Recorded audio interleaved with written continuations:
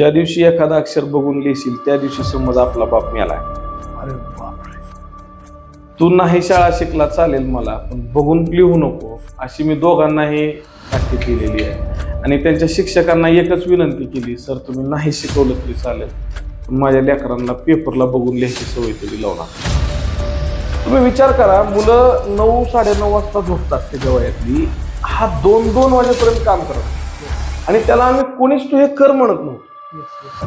Programming साठी त्याने 9-9 तास ऑनलाईन स्वतः बसून प्रोग्रामिंग शिकला. तुझा उपक्रम यशस्वी होईल का नाही माहित नाही, पण आपण आहे ना एक काम करूया, म्हणजे प्रदर्शनासाठी राहू दे, पण आपण हिच्या शेवटपर्यंत जाऊ. नाही परफॉर्म केलं तर काय चुकलं, का परफॉर्म केलं नाही हे का होईना आपण शोधायचं. शेवटपर्यंत सोडायचं नाही, 1 वर्ष लागू दे, तू निराश होऊ नको एवढं मी त्याला सांगितलं. आणि मग पुन्हा आम्ही अजून कामाला लागलो आणि आम्हाला फायनली यश आलं. सर हा प्रवास जो आहे ना त्याच्या कोतीच्या खूप पुढचा होता. तुम्हाला मी सांगितलं तो रडला, पण आम्ही दोघंही एके दिवशी रडलो हे मी तुम्हाला सांगितलं. म्हणजे जुलै पासून आम्ही प्रयत्न करत होतो, साहित्य आणलं, जोडायचा प्रयत्न केला, अनेकदा कनेक्शन चुकले, नवीन साहित्य मागवावं लागलं, पुन्हा कळालं ह्याला कोडिंग लागतंय, कोडिंग शिकलो, पायथनचा तो त्याने क्लास केला 9-8-10 दिवसांचा. हा मुलगा ना चौकस होता, मी तुम्हाला सांगितलं, नवीन वस्तू हातात दिली की ती कशी बनली आहे, म्हणजे त्याच्याशी खेळण्याच्या ऐवजी ती खोलून पाहण्याकडे त्याचा कल, तो तोडणारा होता. घरात कुठली एक अशी वस्तू राहिली नाही की जी त्याने खोलून बघितली नाही. त्यात आमच्या किती वस्तू त्याने खराब केला याचं मोजमाप नाही. तर इंग्लिश मिडियमचा विद्यार्थी कधीच त्या शिक्षकाच्या गळ्यात पडू शकत नाही, पण तुम्ही मराठी शाळेत जावा, त्या शिक्षकाच्या अंगा खांद्यावर लेकरं खेळलेली तुम्ही पाहाल. ते मूल शाळेशी इतकं एकजीव होतं, अगोदर त्या शिक्षकाशी त्याचं एक नातं तयार होतं आणि मग तो शिक्षक आई या भूमिकेतून शिकवतो. ही लायब्ररी माझ्या तळहाताच्या 11 पॉईंट्सला मेजर करते. आपल्या बोटांचे 1, 2, 3, 4, 5 असे 5 पॉईंट्स, बोटांच्या खालचे 5 पॉईंट्स आणि आपल्या मनगटावरचा 1 पॉईंट, असे एकूण 11 पॉईंट मेजर करते. जेव्हा मी असा हात फ्लॅट दाखवतो तेव्हा हे 5 पॉईंट ह्या 5 पॉईंट पेक्षा बाहेरच्या दिशेने असतात.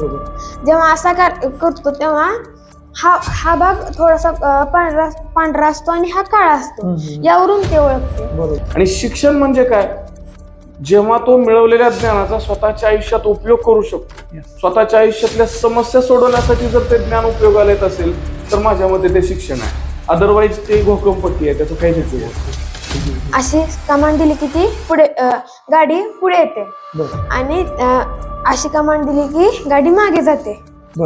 आणि आपला अंगठा जर उजव्या बाजूला काढला तर गाडी राईट टर्न घेते, म्हणजे जागेवर जी टर्न घेते. साध्या गाड्यांसारखं यू टर्न घेत नाही. जिथं अडचणी जागा असेल तर तिथे गाडी जागेवर फिरून आरामात निघू शकते. आणि तसंच दुसऱ्या बाजूने सुद्धा होते, म्हणजे लेफ्ट राईट. हा. नमस्कार, प्रभात न्यूज मध्ये सर्वांचं स्वागत. यापूर्वी आपण राजकीय बातम्या बघितल्या, त्याच्यापूर्वी आपण अनेक मुलाखती त्या ठिकाणी UPSC, MPSC आणि कृषी क्षेत्रामध्ये ज्यांनी योगदान केलं त्यांच्या मुलाखती बघितल्या. पण आज प्रभात न्यूज वरती आपण प्रथमच एका छोट्या मुलाची आणि त्याच्या वडिलांची मुलाखत घेणार आहोत. खरं त्याची पार्श्वभूमी आम्ही पुढच्या या मुलाखतीमध्ये दाखवणारच आहेत की नेमकी कशा पद्धतीनं ही मुलाखत आम्ही त्या ठिकाणी घ्यायला आलो. आज मुलाखतीत घ्यायचं कारण त्याने एक बनवलेला वेगळाच एक वस्तू किंवा एखादं प्रेक्षकांच्या नजरेत पाहिलं ते खेळणं, परंतु एखाद्या शास्त्रज्ञाच्या किंवा विद्यार्थी इंजिनिअरिंग जे वैयक्तिक इंजिनिअरिंग लेवलला स्टुडंट आहेत त्यांच्या नजरेत असणारा एक रोबो की जो वेगळ्या पद्धतीनं काम करतोय, त्याचं प्रात्यक्षिक आपण थोडक्यात आधी बघणार आहोत. ते प्रात्यक्षिक आधी बघूया आणि मग तिथून चालू करूया. विलोचन, त्या ठिकाणी आम्हाला तू जो हा प्रोजेक्ट तयार केलाय ह्याचं एक प्रात्यक्षिक दाखवा आम्हाला. ओके. आता हा जो कॅमेरा आहे त्यासमोर मी दिसतोय. आता त्या कॅमेऱ्यात तो मला ओळखतो. मला ओळखल्यानंतर तो माझ्या चेहऱ्याच्या कडेने एक ग्रीन कलरचा स्क्वेअर तयार करतो आणि असा आपल्या चेहऱ्याच्या कडेला हात धरायचा. अशी कमांड दिली की ती पुढे गाडी पुढे येते आणि अशी कमांड दिली की गाडी मागे जाते. आणि आपला अंगठा जर उजव्या बाजूला काढला बर तर गाडी राईट टर्न घेते, म्हणजे जागेवर जी टर्न घेते.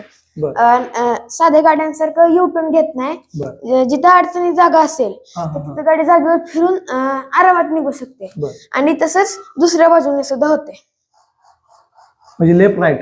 हा आता तू जी आता हे काहीतरी वस्तू ठेवली आहे खाली, आम्हाला जे आपण म्हणतो जमिनीवरती, जसं आता गाडी रनिंग रोडवरती चालते तसं आम्हाला रोडवरती करून दाखवतो. समजा ही रोड आहे, ती गाडी इथं चालते, तर ते आम्हाला प्रात्यक्षिक करून दाखवणार.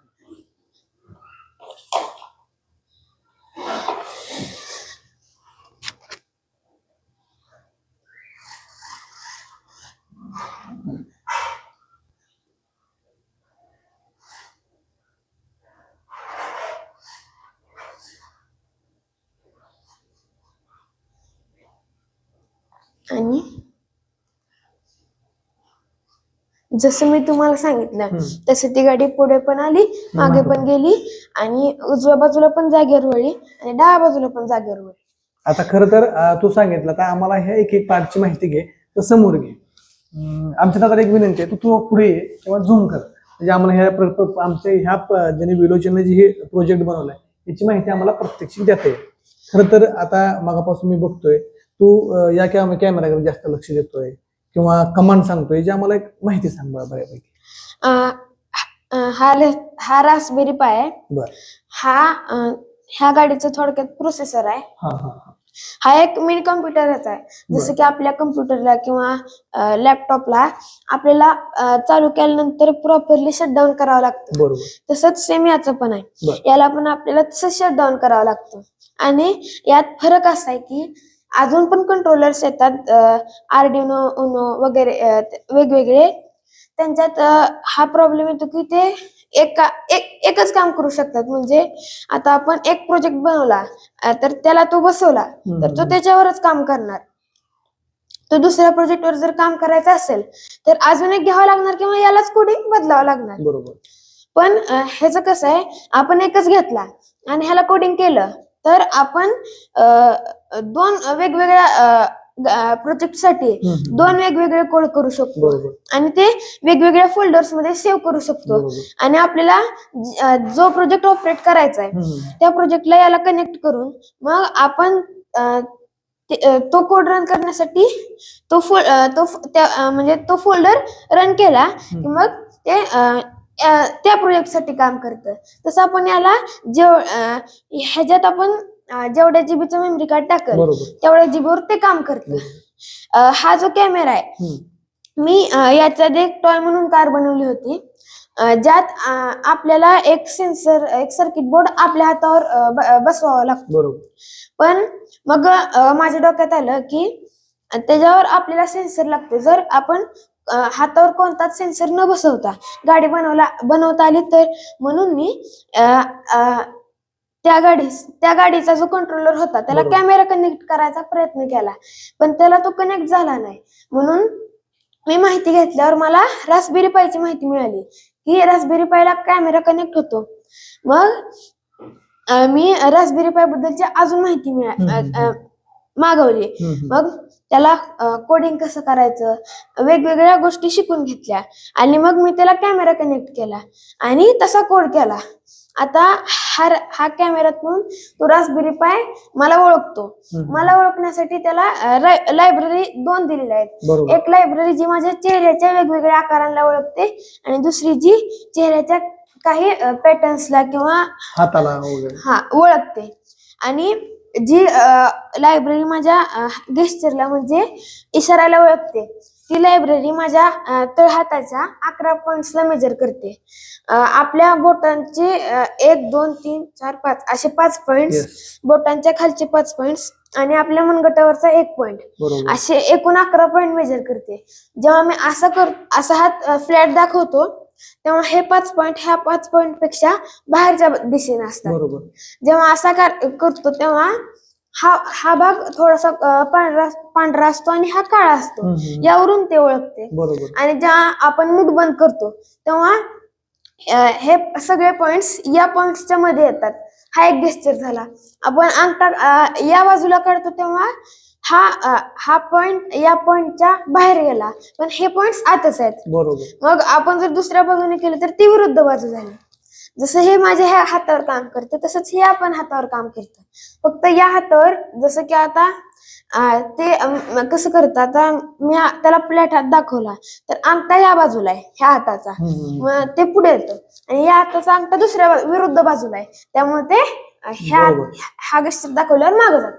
आता खरं तर आम्ही मगाशी बघितलं ज्यावेळेस हे मशीन होतं ह्या कॅमेऱ्याच्या नजरेपर्यंत जोपर्यंत तो आहे तोपर्यंत ते वर्क करतंय. पण या ठिकाणी जर तू आता जसं बघितलं की वर्क करते, अजून एखादी कल्पना ह्यात तुला येते का काय? म्हणजे आता इथं तू कसं बघितलं हा कॅमेरा कसा आहे 1 डिग्री मध्येच काम करतोय, 30 डिग्री मध्ये. आता ह्यात जर समजा तो ह्याला 360 बसवला तर ते काम करू शकतो. म्हणजे कसं आहे ना, आता हा कॅमेराच्या रेंज जेवढी रेंज आहे त्याच्या मी बाहेर गेलो की ते काम करत नाही. आपल्याला 360 डिग्री कॅमेरा बसवायला जरा जागा जास्त लागते आणि ते कॉस्टली जातं, म्हणून मी हा 360 डिग्री कॅमेरा बसवला नाही.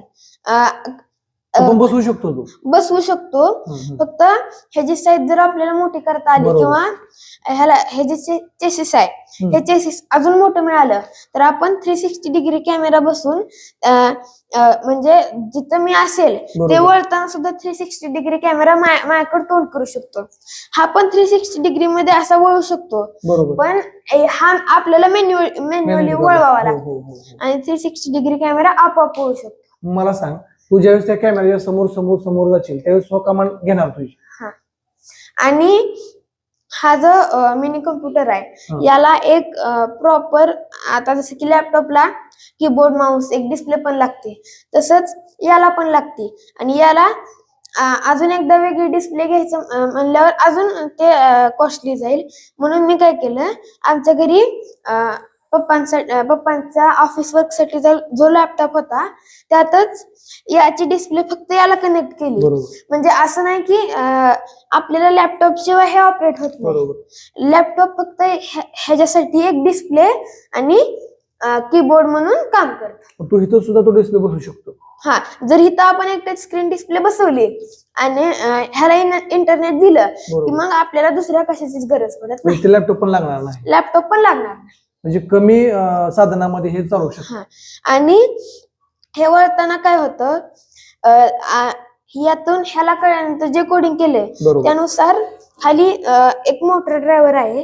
या मोटर ड्रायव्हर मध्ये या मोटर्सचे कनेक्शन आहेत, म्हणजे या 2 मोटर्सचे एक आणि या 2 मोटर्सचे एक. जेव्हा पुढे येण्याचं गेस्चर देतो तेव्हा या दोन्ही बाजूंसाठी फॉरवर्डचं गेस्चर असतं, दोन्ही बाजूला एकच कनेक्शन जातं. आणि जेव्हा रिव्हर्सचं सांगतो तेव्हा ते रिव्हर्सला, आणि जेव्हा आपण एका समजा आता उजव्या बाजूला वळायचं म्हणलं तर एका बाजूची चाकं मागे फिरतात आणि दुसऱ्या बाजूची पुढं, त्यामुळे गाडी जागेवर टर्न घ्यायची. नक्कीच. आता हा खर तर प्रयोग मला बऱ्यापैकी समजलाय, कारण मी पण एक मेकॅनिकल इंजिनियर आहे, परंतु ही कल्पना इतकी भन्नाट आहे की तुझं किती वेळा आहे तू? 6वी. तर आपण याच्या मुलाखतीमध्ये सविस्तर बघूया. हा होता त्याचा प्रोजेक्ट. आता हे आपण मगाशी प्रात्यक्षिक बघितलं, मुलाखतीमध्ये आपण जे सुरुवात करणार होतो त्याच्या अगोदर आपण विरोचन करून सगळी माहिती घेतली. खरं तर आम्ही या वस्तूला किंवा तुझ्या रोबोला बघून खरं तर अचंबित झालोय. तुला त्याच्या पाठीमागचं सर आम्ही एक गमक सांगतो. प्रथमतः आमच्या प्रभात न्यूज मध्ये आल्याबद्दल तुमच्या सर्वांचं स्वागत आहे. खरं तर हे आहेत आमचे सिद्धेश्वर करळे सर, हा आहे विरोचन करळे. आपल्या प्रभात न्यूजच्या मुलाखतीमध्ये तुमचं खरं तर चालू करतोय आणि आपण तुमचा मनापासून धन्यवाद देतोय. मुलाखतीला आपण चालू करूया. त्या ठिकाणी तू कितवीत आहेत आणि कुठे शिकतो? मी 6वीत आहे आणि रेज शिक्षण संस्थेच्या यशवंत विद्यालय भोसेमध्ये मी शिकत आहे. खरं तर हे जो आज तू रोबो बनवला, आम्हाला त्याचं पूर्ण प्रात्यक्षिक दाखवलं की कशा पद्धतीनं तो रन करतोय, तुझे तो गेस्चर देतोय. आता खरं तर प्रेक्षकांना मगाशी सांगायचं राहिलं की जसा की रोबो बघितला, हा हातवारे करतोय, असा हात केला, असा केला, असा केला, असा केला, तर तो डायरेक्शनने त्याच्या अँगलनं वळतोय.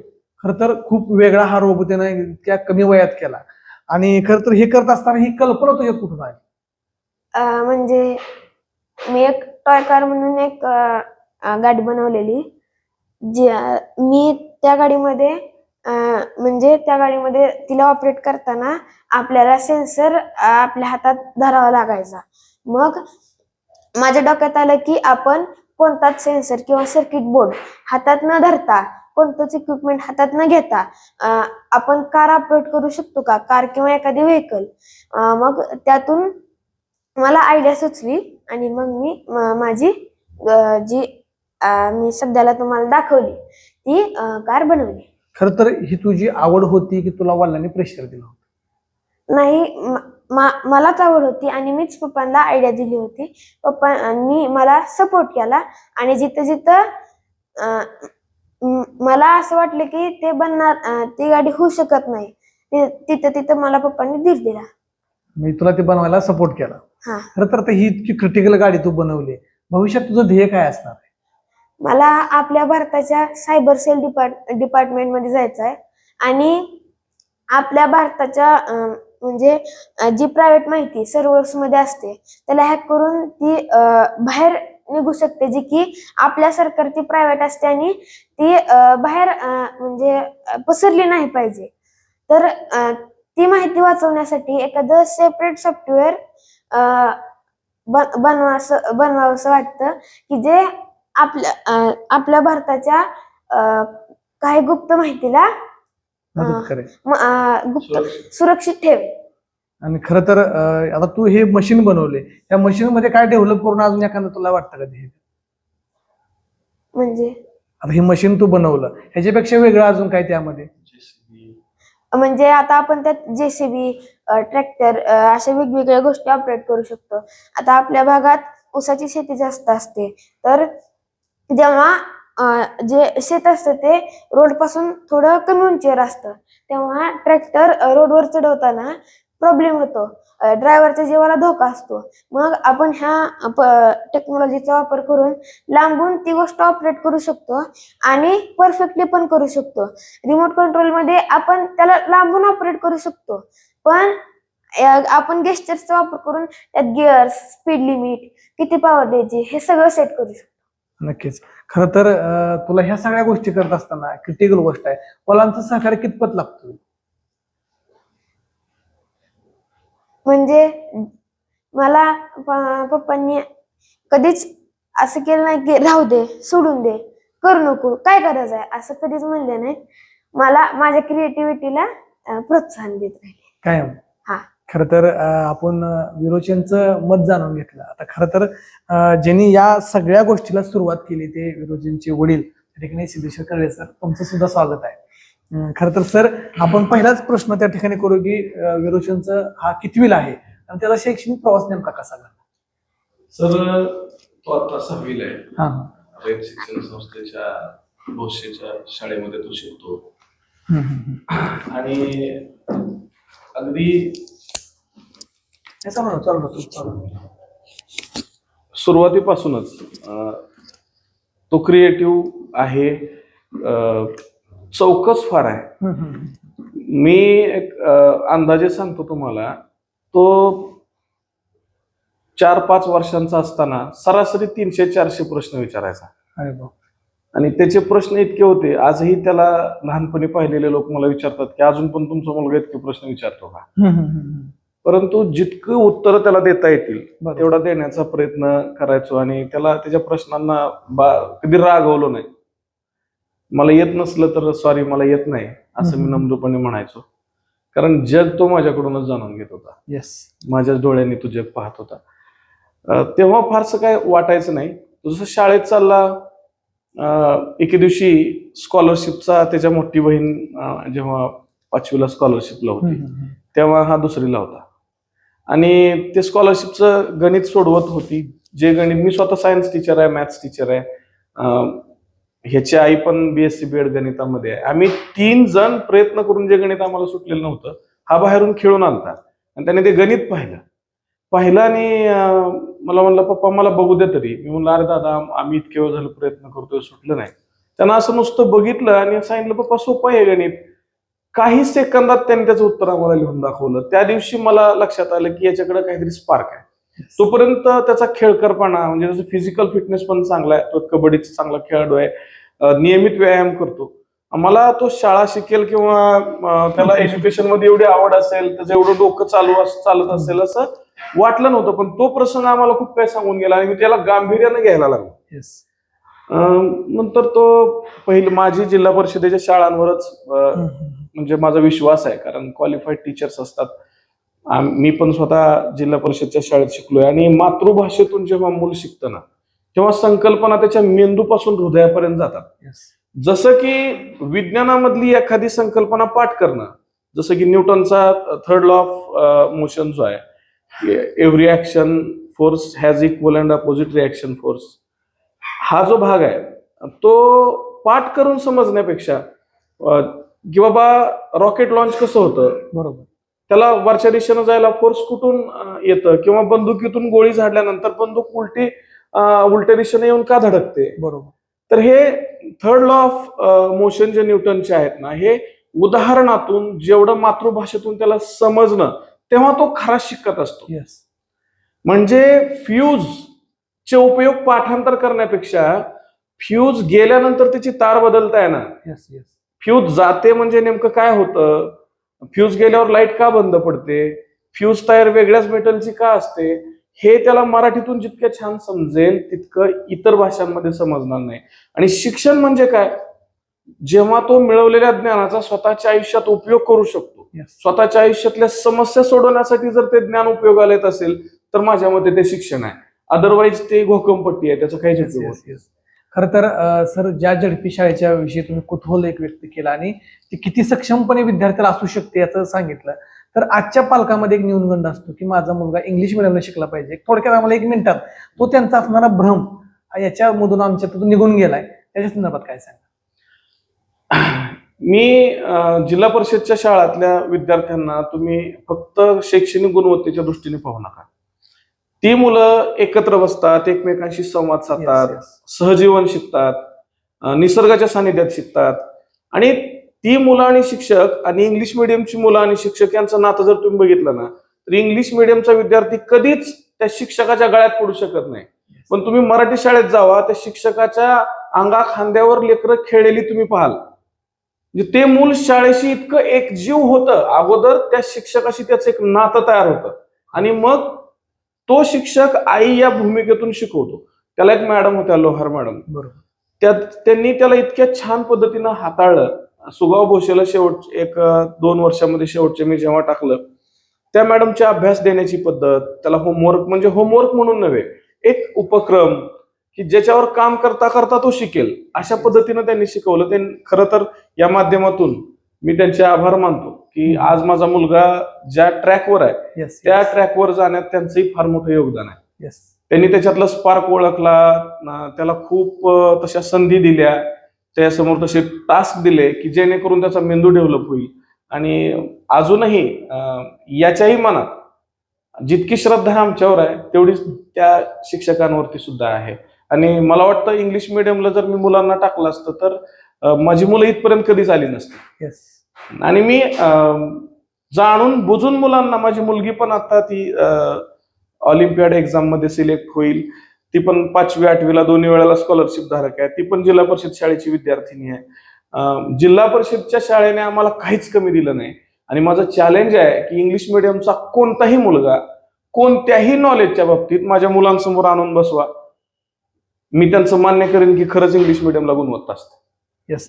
खरं तर ज्या जिल्हा परिषद आपण कौतुक करताय आणि त्याच्यातनं हे घडलेलं तुमची दोन्ही मुलं, खरं तर त्यात तुमचंही योगदान असणार आहे. परंतु जे तुम्ही आपण पाया म्हणतो, तिथून तुम्ही अंग्या खांद्यावरती खेळणार एक बाउंडिंग तयार जोपर्यंत होत नाही तोपर्यंत विद्यार्थी शिकत नाही. खरं तर आज याने जी बनवलेली इक्विपमेंट आहे हे खरं तर विलक्षण आहे, एक विचंबित करणार आहे. यानं बनवलं म्हणून ते विलक्षण आहे. एखाद्या इंजिनिअरिंगच्या स्टुडंटनं जर बनवलं असतं तर त्याच्याकडे एवढं लक्ष गेलं नसतं. परंतु आज जसं तुम्ही सांगितलं की हा 6वीला आहे, याचं वय तसं काय ते वस्तू बनवण्याचं नाही, खरं तर याचं वय वेगळंच, खेळणं बागडण्याचं वय आहे. या कारच्या प्रवासाकडे त्याच्या कसं बघताय? कारचा प्रवास सर गमतीचा आहे. हा मुलगा ना चौकस होता, मी तुम्हाला सांगितलं, नवीन वस्तू हातात दिली की ती कशी बनली आहे, येस, म्हणजे त्याच्याशी खेळण्याच्या ऐवजी ती खोलून पाहण्याकडे त्याचा कल तो तोडणारा होता. घरात कुठली एक अशी वस्तू राहिली नाही की जी त्याने खोलून बघितली नाही. त्यात आमच्या किती वस्तू त्याने खराब केला याचं मोजमाप नाही. परंतु मला माहिती होतं की हा शिकतोय, हा विध्वंस नाही करत आहे. बरोबर. आपल्या दृष्टीनं ते आहे. एके दिवशी आणि तो मोबाईल जेव्हा हातात घेतो तेव्हा आपण काही स्पेस शटल असेल येस. किंवा रॉकेट्स असतील, फायटर प्लेन्स असतील, किंवा मॅगलेव ट्रेन असेल, बुलेट ट्रेन असेल, हे त्याच्या आवडीचे विषय. सायंटिफिक जे काही मॉडर्न आलेलं आहे ना ते पाहणं, रेसिंग कार पाहणं, असं वगैरे त्याला आवड होती. त्याने कुठेतरी स्पोर्ट्सच्या रेसमध्ये कार उलटलेल्या वगैरे पाहिल्या Yes, वळणावर, yes. आणि त्याला असं वाटलं की असं का होतंय. तर कमी जागेत या गाड्या वळू शकत नाहीत का? एखादी गाडी वळवताना किती लांब घसरत जाते, जागेवर टर्न होत नाही का? असे काही प्रश्न त्याच्या मनामध्ये निर्माण झाले. तो मला बोलायचा, ऐकून घ्यायचो, जेवढं मला येतंय तेवढं सांगायचो. आणि मग एके दिवशी त्याने कुठेतरी अशा सिमिलर टाईपचे व्हिडिओ पाहिला आणि मला म्हणलं, पप्पा मला एक खेळणं बनवायचं आहे, थोडं साहित्य मागवायचं आहे, यशस्वी होईल का नाही माहित नाही, पण मला बनवायचं आहे, मला थोडेसे पैसे लागतील, तुम्ही पैसे देता का? आणि मग तेव्हा मी विचार केला थोडा की आज पहिल्यांदा हे काहीतरी जोडायचं म्हणतोय. तर त्याच्या क्रिएटिव्हिटी मला माहिती आहे, मी शिक्षक आहे, की सगळ्यात शिक्षणाचं सर्वोच्च जर काय असेल ते नवनिर्मिती आहे. आणि तिथं जर कोणी जात असेल, काही धडपडत असेल, तर त्याला सपोर्ट करणं मला वाटतं. मी त्याचा विज्ञानचा शिक्षकही आहे आणि त्याचा वडीलही आहे, त्यामुळं माझी जबाबदारी होती. आणि मी त्याला सांगितलं, ठीक आहे मागव, मी प्रयत्न कर. तिथून मग त्याने सुरुवातीला ती टॉय कार बनवली. सर, हा प्रवास जो आहे ना त्याच्या कुवतीच्या खूप पुढचा होता. तुम्हाला मी सांगितलं तो रडला, येस. पण आम्ही दोघंही एके दिवशी रडलो हे मी तुम्हाला सांगितलं नाही. म्हणजे जुलै पासून आम्ही प्रयत्न करत होतो, साहित्य आणलं, जोडायचा प्रयत्न केला, अनेकदा कनेक्शन चुकले, नवीन साहित्य मागवावं लागलं, पुन्हा कळालं ह्याला कोडिंग लागतंय, कोडिंग शिकलो. पायथनचा त्याने क्लास केला 9-8-10 दिवसांचा. पायथनचं कोडिंग त्याला सक्सेस होईना. मग सिंहगड इंजिनिअरिंगचे घुलप सर आहेत, त्यांना कॉन्टॅक्ट केलं, त्यांनी 2 विद्यार्थ्यांमार्फत कोडिंग करून दिलं. पुन्हा कोडिंग केल्यानंतर ही कार परफॉर्म करीना. पुन्हा एका इलेक्ट्रिशियनची मदत घेतली, त्यांनी आम्हाला मदत केली. खरं कनेक्शन्स वगैरे आमचे कुठे मिस्टेक होते ते. आणि तालुका विज्ञान प्रदर्शनाच्या अगोदरच्या रात्री आमची कार परफॉर्म करायला लागली. संध्याकाळी 9 वाजता तो पण करत नव्हती. तोपर्यंत परफॉर्म करत नव्हती. अरे बाप. उद्या प्रदर्शन आहे म्हणताना आणि म्हणजे आमचे प्रयत्न तिथपर्यंत होते. बरं. आम्ही इच्छा सोडली नव्हती. इकडे प्रदर्शनाला म्हणजे फक्त कोड काढला होता, पण कार परफॉर्म करेल का नाही गॅरंटी नसताना हे आम्ही दोघंही प्रयत्न करत होतो. त्याच्या अगोदर कोडिंग जेव्हा फेल व्हायला लागला रात्री 1-2 वाजता, हा रडत बसला माझ्या गळ्यात पडून, माझ्याही डोळ्यात पाणी आलं. पुन्हा कोडिंग सिंहगडवाल्यांकडनं करून घेतल्यानंतर पण जेव्हा गाडी काम करेना तेव्हाही डोळ्यात पाणी आलं आमच्या. आणि एकदा तर खाली गावातच असताना जेव्हा दोघांच्याही डोळ्यात पाणी आलं, तेव्हा मी त्याला एक म्हणलं की आपण प्रयत्न करूया, ह्याच्यातून तुला खूप काही शिकायला मिळालं. येस. तुझा उपक्रम यशस्वी होईल का नाही माहित नाही, पण आपण आहे ना एक काम करूया, म्हणजे प्रदर्शनासाठी राहू दे, येस. पण आपण हिच्या शेवटपर्यंत जाऊ. येस. नाही परफॉर्म केलं तर काय चुकलं, का परफॉर्म केलं नाही हे का होईना आपण शोधायचं, शेवटपर्यंत सोडायचं नाही. 1 वर्ष लागू दे, तू निराश होऊ नको, एवढं मी त्याला सांगितलं. आणि मग पुन्हा आम्ही अजून कामाला लागलो आणि आम्हाला फायनली यश आलं. तालुकास्तरीय प्रदर्शनाच्या आदल्या रात्री 9 वाजता आमची गाडी परफॉर्म करायला लागली. आणि तो आनंद मात्र आम्हाला बापलेकालाच माहिती. खर तर सर, मला सुद्धा तुम्ही ज्यावेळेस सांगत होता त्यावेळेस कोणत्याही एखाद्या प्रयत्नाला जर आपण ते एकदम मन लावून करत असू, सगळं जीव ओतून करत असेल, तर त्यावेळेस साहजिक आहे की अडथळ्यांना पाणी डोळ्यात येतच. परंतु ज्यावेळेस ते यश मिळतं त्यावेळेस मात्र ते बाकीच्यांना जरी त्याची गणना होत नसेल, तर जे प्रयत्न करत होते त्यांना मात्र ते जास्त. सर, हे सगळं करत असताना गाडी ज्यावेळेस सांगितली की उद्या प्रदर्शन आहे आणि आज ती स्टार्ट झाली. खरं तर हा प्रोजेक्ट, मी स्वतः मेकॅनिकल इंजिनियर आहे, मी परत जर्नलिझम मध्ये शिरलो, हा भाग वेगळा. परंतु मी ज्यावेळेस आमचं 4थ्या वर्षाला हा असे प्रोजेक्ट आम्हाला चॅलेंजिंग असतात की असे बनवा मित्रा, म्हणजे तुला खरं सांगतो की 4थ्या वर्षात सुद्धा आम्ही असल्या प्रोजेक्टला कन्फ्युज असतो की हा प्रोजेक्ट त्या एक्झामिनरच्या समोर हा रन होईल का, परंतु तुम्ही तो शेवटच्या क्षणात रन केला. हे सर करत असताना या प्रोजेक्टला 6वीत हा प्रोजेक्ट बनवतोय आणि ज्यावेळेस तुम्ही सगळ्यांची हे केली, ह्या प्रोजेक्टला तुम्ही रजिस्टर म्हणा किंवा काय असं अशी काय प्रोसेस जी केली? पेटंटसाठी रजिस्ट्रेशनची माहिती त्याची दिलेली आहे. पेटंट करण्याचा आमचा प्रयत्न आहे आणि होईल ते लवकरच. परंतु अजून प्रोसिजरमध्ये आहोत. डॉक्युमेंट्स पेपर सबमिशन आमचं चालू आहे. लवकरच ती गाडी पेटंट होईल आणि मला वाटतं वयाच्या 12व्या वर्षी पेटंट त्याच्या नावावर नोंद व्हावं अशी आपण पांडुरंग चरणी प्रार्थना करूया. खरं तर सर हा पेटंटचा विषय आम्ही का घेतला, कारण जगामध्ये अनेक चोऱ्या करून आपलं नाव करणारे खूप लोक आहेत, परंतु 6वीमध्ये जे काही ह्याच्याकडे स्पार्क आहे, जे टॅलेंट आहे ह्याच्याकडलं, ते खरंच वेगळं आहे. म्हणून आज तुमची सर आम्ही मुलाखत घ्यायला याची आलोय. परंतु त्याचा अनुषंग आम्ही तुमच्याकडून जाणून घेतोय, कारण खरं तर या गोष्टीत एखाद्या पाल्यासाठी एवढा खर्च या वयात करणं मी जिथपर्यंत बघितलंय तिथपर्यंत कोणीही करत नाही. हा, त्याच्या मौज मजेसाठी खूप खर्च करतील, सायकल असेल, त्याला एखादी कार घेऊन द्यायची म्हणजे छोटीशी जी काय घेऊन देतील, पण तो हा दिसणारा खर्च जो तुम्ही तेव्हा पैसा लावलाय ना, हे करणं मी सांगतो 1 लाखात 1 किंवा 2 पालक करू शकतात. या खर्चाकडे तुम्ही कसं बघितलं नेमकं सर? सर एक फिलॉसॉफर आहेत आणि त्यांचं एक वाक्य माझ्या वाचनात आलं, if you think knowledge is expensive then try ignorance. जर तुम्हाला असं वाटत असेल की ज्ञान महाग आहे तर अज्ञानाची चव घेऊन बघा. मी त्याच्यात इन्व्हेस्टमेंट करत नव्हतो, मी त्याच्या फ्युचरमध्ये इन्व्हेस्टमेंट करत होतो. की जर मी त्याला प्रेशराईज केलं असतं की शंभू अशी गाडी बनव, तर नसती बनली. इंटरेस्ट स्पार्क त्याच्यामध्ये होता आणि मी तसं जर खूप खोलात जाऊन विचार करायचा म्हणलं ना, तर पैशांचा सपोर्ट ही फार किरकोळ बाब आहे. बरोबर. तुम्ही विचार करा, मुलं 9-9:30 वाजता झोपतात त्याच्या वयातली, हा 2-2 वाजेपर्यंत काम करत होता. आणि त्याला आम्ही कोणीच तू हे कर म्हणत नव्हतो. प्रोग्रामिंग साठी त्याने 9-9 तास ऑनलाईन स्वतः बसून प्रोग्रामिंग शिकला. मी किती घालवले, समजा 10-12 हजार रुपये घालवले, पण त्याने किती नॉलेज मिळवलं. तर मला तुमच्या सांगण्यातून कळालं की इंजिनिअरिंगची मुलं ह्या टाईपचे प्रोजेक्ट बनवतात. सर याच्यातल्या प्रत्येक स्पेअर पार्टचं फंक्शन माहिती आहे त्याला. याच्यातला प्रत्येक स्पेअर पार्ट काय काम करतो, कसा काम करतो, इतक्या बारकावे त्याला माहिती आहेत. आणि ह्याच्यात काय काय प्रॉब्लेम येतात, घोटाळा तुम्ही कार तोडा, आम्ही तुम्हाला जोडून दाखवतो, इतका कॉन्फिडन्स नाही मी तुम्हाला सांगतो. मग हे जर त्याला येत असेल, तो डेव्हलप होत असेल, तर मला वाटतं आपल्याकडे गुंतवणूक करतात ना सर लोक, गोल्ड मध्ये करतात. मी माझ्या मुलाच्या बुद्धिमत्तेत इन्व्हेस्टमेंट करतो.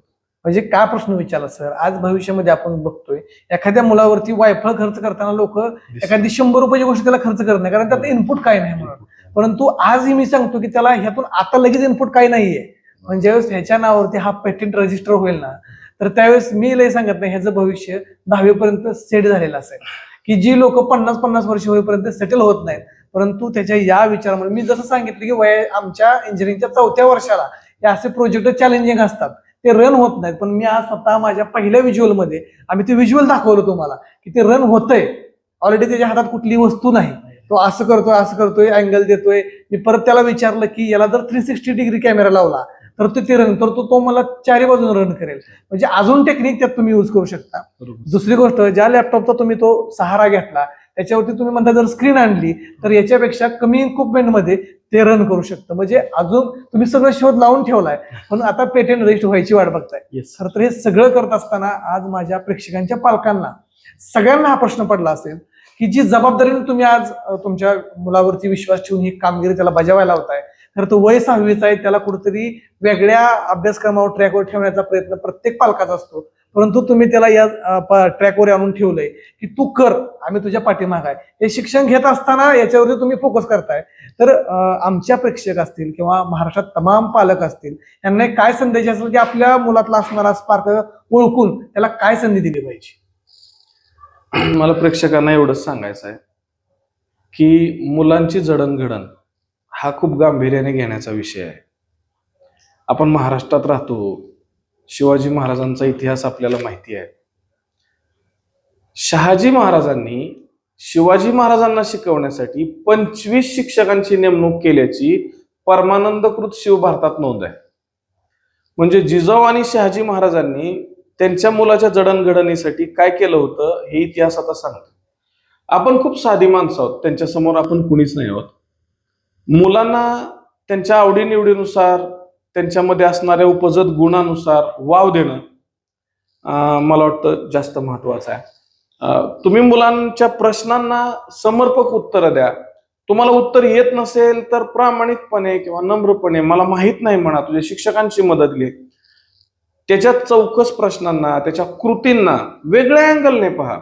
मूल तोडतंय म्हणजे त्याला आत काय आहे बघायचंय, ते गुन्हेगार नाहीये. येस.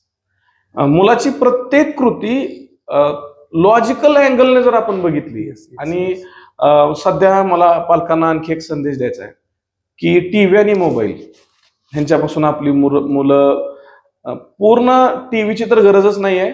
माझ्या घरातला टीव्ही सर मी 7 वर्षांपासून काढून ठेवलेला आहे. आणि 2003 सालापासून आतापर्यंत आम्ही फॅमिलीने कोणीच एकही क्रिकेट मॅच बघितलेली नाही. आता तुम्हाला याच्यातून काय बोध घ्यायचा आहे तो पालकांनी घ्यावा. मोबाईल हा कल्पवृक्ष आहे. म्हणजे एक गोष्ट सांगितली जाते, मी एका मिनिटात तुमची परवानगी असेल तर सांगतो. कल्पवृक्षाखाली एक माणूस जाऊन त्याच्या सावलीला झोपतो आणि ती गार सावली बघून त्याला झोप लागते.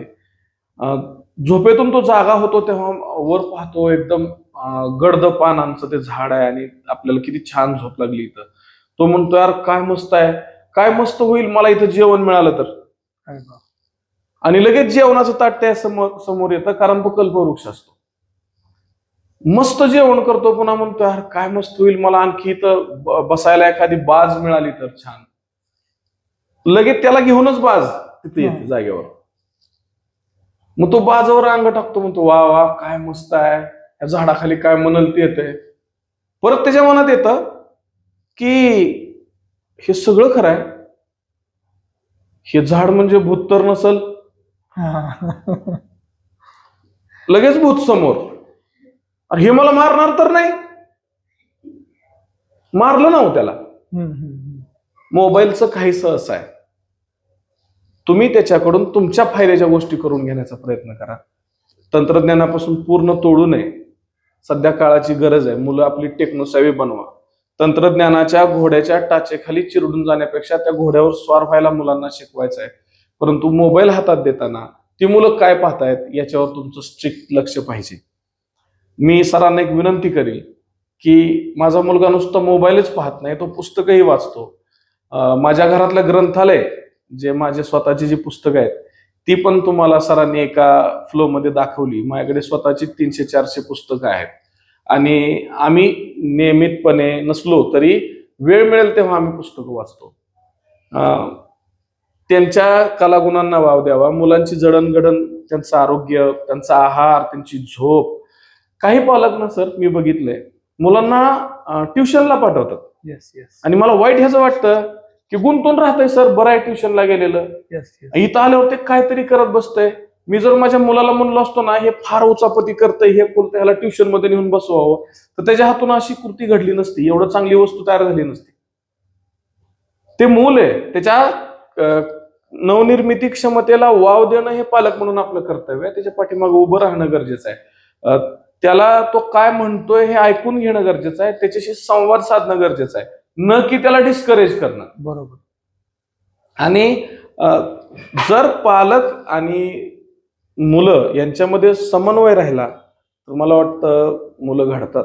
आणि शिक्षणाचं महत्व एका पिढीने दुसऱ्या पिढीला सांगावं.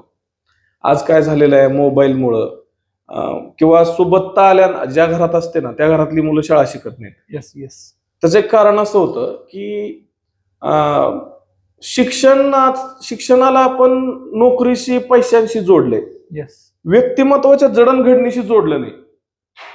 शिकलेल्या माणसाचं वर्तन, त्याचं बोलणं, वागणं आणि अशिक्षित माणसाचं यांची जर तुलना केली सर तर तो पशुसारखा वाटतो. पण जो सुशिक्षित असतो त्याचं एक आयुष्याला एक दर्जा असतो, स्टेटस असतं, त्याला कळतं की दूध विकणं आणि दारू विकणं मध्ये फरक आहे. Yes yes. आणि विचारांमध्ये हा फरक होण्यासाठी शिक्षण गरजेचं आहे. नोकरी लागेल न लागेल हा पुढचा भाग झाला. येस. तर मला वाटतं शिक्षणाचं महत्व मुलांना समजावून सांगणं हे पालकांचं कर्तव्य आहे. आणि एक विनंती शिक्षक म्हणून करेन पालकांना की तुमच्या मुलांना एकच गोष्ट सांगा, बाळा तू नापास झाला तरी चालेल, पण कधीही कोणाचं एक अक्षर सुद्धा पेपरमध्ये बघून लिहू नको. दुसऱ्याचा पेपर बघून लिहिणे ही शिक्षण क्षेत्राला झालेला कॅन्सर आहे, असं माझं स्पष्ट मत आहे. खर तर सर खूप मार्मिक शब्दात तुम्ही पालकाला संदेश दिला. पण आम्ही ज्यावेळेस फिरत असतो त्यावेळेस तुमच्यासारखे पालक आम्हाला हजारामध्ये 10 पालक दिसतात की मुलाला स्वातंत्र्य देतात की तू कर, आम्ही पाठीमागे आहे. पण राहिलेल्या जे 990 विद्यार्थी आहेत त्या विद्यार्थ्यांसाठी ज्यावेळेस पालक आता आपली मुलाखत बघून असू द्या किंवा दुसरा एखादा इम्प्रेसिव्ह एखादी गोष्ट घडून ते स्वातंत्र्य द्यायच्या भूमिकेत जातात, त्यावेळेस त्या मुलांना काय केलं पाहिजे, एवढ्या ह्या स्वातंत्र्याचा कसा उपभोग घेतला पाहिजे? नाही सर, मुलांना स्वातंत्र्य आणि स्वैराचार यांच्यातला फरक कळत नसतो. मी त्याला पूर्ण स्वातंत्र्य दिलेलंच नाही. येस. तो म्हणतो मला मोटरसायकल शिकवा, मी त्याला सांगितलंय बाळा 18 वर्ष होऊ दे. येस. सरकारने काय उगाच तुला लायसन द्यायला 18 वर्षाची अट ठेवलेली नाही. खरंय. अनेक हार्मोन्स तयार होत असतात, त्यांच्यावर त्यांच्या हार्मोन्सचाच ताबा असतो, ते स्वतःच्या ताब्यात नसतात. स्वातंत्र्य नियंत्रित देता आलं पाहिजे. येस. म्हणजे असं की काही बाबतीत तुम्ही त्यांना स्वातंत्र्य द्या की जिथं काही धोका नाही, जिथं त्याला शिकायला मिळतंय. पण मोबाईल त्याच्या हातात देताना तुम्ही जवळ बसणं, त्याच्यावर वॉच ठेवणं गरजेचं आहे येस. की तो काय पाहतोय.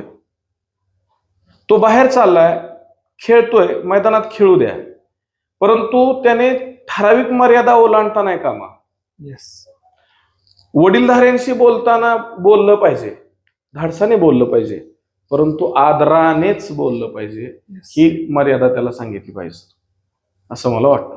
खर तर विद्यार्थी आज घरात एक शेवटचा प्रश्न, विद्यार्थी आज घडतायत कारण बऱ्याच वेळ आपली मुलाखत चालली आहे. त्या कारच्या प्रोजेक्ट पासून विद्यार्थ्याला काय दिलं पाहिजे आणि विद्यार्थ्यांना काय केलं पाहिजे याच्यावरती चर्चा केली. आज तुम्ही विरोचनासाठी खूप मोठी एक संधी त्या ठिकाणी उपलब्ध करून दिली आणि कारसारखा प्रोजेक्ट आता राज्य पातळीवर तुम्ही घेऊन जाताय. एक प्रत्येक विद्यार्थी म्हणून एक विद्यार्थ्यांसाठी विरोचन जे आज स्पिरिटनं काम करतोय, विद्यार्थ्यांसाठी आज तुम्ही शिक्षक तर प्रत्येक वर्गावर जाऊन सांगतच असता, पण आमच्या प्रेक्षकांमध्ये काही विद्यार्थी आहेत त्यांच्यासाठी काय संदेश असेल? विद्यार्थी मित्रांना माझं सांगणं आहे, चांगला विद्यार्थी घडणं एका दिवसात होत नाही आणि विद्यार्थी बिघडणं ही एका दिवसात होत नाही. ही खूप दीर्घकाळपर्यंत चालणारी प्रक्रिया आहे. त्याचं उपकरण तयार होणं हे तुम्हाला वरून दिसणारं टोक आहे. येस. त्याच्या खाली जी मेहनत आहे अनेक दिवसांची. इयत्ता पहिलीत तो गेला होता त्या दिवशी मी त्याला सांगितलं होतं, सर वाक्य जसं मी बोललो तसंच सांगतो, तुमच्या समोर बोलायचं म्हणून सॉफिस्टिकेटेड शब्द वापरत नाही. तू ज्या दिवशी एखादा अक्षर बघून लिहिशील त्या दिवशी समज आपला बाप मेलाय. अरे बापरे. तू नाही शाळा शिकला चालेल मला, पण बघून लिहू नको, अशी मी दोघांनाही ताकीद दिलेली आहे. आणि त्यांच्या शिक्षकांना एकच विनंती केली, सर तुम्ही नाही शिकवलं तरी चालेल, पण माझ्या लेकरांना पेपरला बघून लिहायची सवय तेवढी लावू नका. आणि त्यातून सुरुवात झालेली आहे. मग त्यांना माहिती आहे की परीक्षा आल्यावर आपल्याला वाचायचं आहे, वाचलेल्यावर विचार करायचा आहे आणि संवाद फार महत्वाचा आहे पालक आणि मुलांमध्ये. आमच्याकडे अनेक असे प्रसंग येतात की जे म्हणजे डोळ्यात पाणी आणणारे प्रसंग असतात, परंतु आम्ही एकमेकांचा संवाद तुटून देत नाही. आणि सर एक तुम्हाला गंमत यातून सांगतो, मागच्या वर्षी मी LLB फायनल इयर लॉचं माझं होतं आणि माझा अभ्यास माझी मुलं घेत होती. अरे बाप. आणि त्यांना एक गंमत वाटत होती की चला आता पप्पा आपल्याला नेहमी विचारतात आज आपण, आणि मग मी विद्यार्थी होतो आणि ते माझे शिक्षक होते. आणि खरंच सांगतो त्यांच्यामुळे मी LLB फायनल इयर क्लिअर झालो. अरे बाप. कारण घरात मला मी बाहेर गेलो नंतर मला म्हणणार पप्पा तुम्ही अभ्यास करायला लागताय म्हणून बाहेर जाताना लवकर घरी या परीक्षा जवळ आली आहे. तर असंही काही बॉन्डिंग आहे. TET मी पास झालो पहिल्याच प्रयत्नात आणि त्यात सुद्धा यांचा दोघांचा फार मोठा वाटा आहे. मी काय करायचो ना, अभ्यासाचा कंटाळा यायचा म्हणून मी बाहेर निघून जायचो आणि कुठेतरी गप्पा मारत बसायचो, तर ह्या दोघांनी पाठीमागून फोन करायचे, पप्पा परीक्षा तुम्ही मुद्दाम जाताय, हा. परत या आणि मला अभ्यास करायला लावणार. आणि मग पहिल्याच प्रयत्नात टीईटी पण मी पास होऊ शकलो ह्यांच्यामुळं. तर असं नाही, दबाव वगैरे त्यांच्यावर आणायचा भाग नाही. मी फक्त एक काही बाउंड्रीज दिल्या. Yes yes yes. मार्क कमी पडू दे, बघून नाही लिहायचं. मारणार हाणणार नाही, पण फीडबॅक घेणार. काय चुकलं, येस. तुला का आलं नाही, अभ्यास केला नव्हता का, ठीक आहे, हे पण हे घेणार, पण बघून लिहायचं नाही. आणि एरवी मोकळं वातावरण, पण नियंत्रित स्वातंत्र्य. स्वातंत्र्य आणि स्वैराचार याच्यातला फरक मुलांना कळत नसतो, म्हणून स्वातंत्र्य मर्यादित द्यायचं. येस, नक्कीच. हे होते आपल्यासोबत सिद्धेश्वर करळे सर, की जे रयत शिक्षण संस्था आज भोसे इथे कार्यरत आहेत. आणि खरं तर ज्यावेळेस सर तुम्ही तो शब्द उच्चारला की तुम्ही जर बघून लिहिलं तर तुमचा बाप त्या दिवशी मेलेला असेल, अतिशय अंगावरती क्षार आणणारा शब्द. खरं तर आज तुम्ही जे घडणार आहात आणि पुढे भविष्यात त्यांच्यासाठी काहीतरी करून दाखवणार याची खात्री आम्हाला 100% वाटते. कारण एक फाउंडर त्या जो बनवत असतो ना एखादा प्रोडक्ट, त्यावेळेस त्यानं ठरवलं असतं की कसा बनवायचा. त्यात आम्हाला नक्कीच तुझ्यामध्ये तर परफेक्ट काहीतरी तू करणार या आशा तर आम्हाला आहेच. पण आमच्या प्रेक्षकांना सांगतो की ज्यावेळेस आम्ही अनेक मुलाखती बनवल्या, आमच्या मुलाखती बनवण्याच्या पाठीमागे असंच काहीतरी एक नवीन काहीतरी आम्ही कुतूहल तुमच्यासाठी घेऊन येत असतो की वडिलांचं मुलांसाठी असणार प्रेम किंवा त्या मुलाचं काय नेमकं स्पिरिट आहे ते ओळखायची एक भूमिका त्या ठिकाणी सिद्धेश्वर करळे सर यांच्याकडे आहे. खरं तर आजच्या या मुलाखतीमध्ये आम्ही खूप काही तुम्हाला दाखवलं, व्हिडिओ दाखवले, ती कार जी आहे ती कशी काम करते ती दाखवली. खरं तर आम्ही परत तू ज्यावेळेस आणि काय भरारी घेशील किंवा यश मिळवशील, आम्ही पुन्हा तुझा पाठलाग करू आणि तुझ्या यशाचं त्या ठिकाणी जे मिळाले यश आहे ते पुन्हा आमच्या प्रेक्षकांना दाखवायचा प्रयत्न करू. सर, माझ्या या प्रभात न्यूज मध्ये तुम्ही आला, मी म्हणतो माझ्या प्रभात न्यूज वरती 1,27,000 लोकांचा परिवार तर आहेच. मी एक जरी विद्यार्थी विरोचन जरी तयार झाला ना तरी मी समाधानी, मी म्हणत नाही. कारण आज इतकं तुम्ही याच्यासाठी फ्रीडम दिलाय आणि सांगताय की मी कसं पद्धतीने हँडल करतोय आणि कसं पालकांनी आपल्या विद्यार्थ्याला हँडल केलं पाहिजे. अतिशय प्रभावीपणे सर मला आज तुमची भूमिका वाटते. आणि अशीच प्रत्येक पालकाची भूमिका असली तर खरं तर सांगतो, प्रत्येक जर पालक अशी भूमिकेत जर उतरला तरी मला वाटत नाही कुठल्या गुन्हेगार क्षेत्रात कोण जाईल किंवा त्याला फेसिंग करावं लागेल, कारण तो त्याच्या फोकसमध्ये राहील. अतिशय सर, मला सुद्धा आज अनेक मुलाखती मी घेतल्या, त्यात एक मला वैयक्तिक समाधान वाटणारी आजची पहिली मुलाखत माझ्यासाठी ठरली.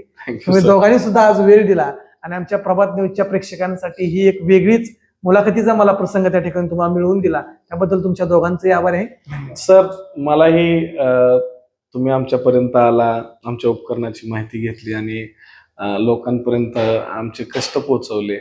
तुमच्यामुळे आम्हालाही एक ओळख मिळाली. तुम्ही आमच्यासाठी वेळ दिल्याबद्दल आम्ही तुमचे आभार मानतो. नक्कीच सर, थँक्यू.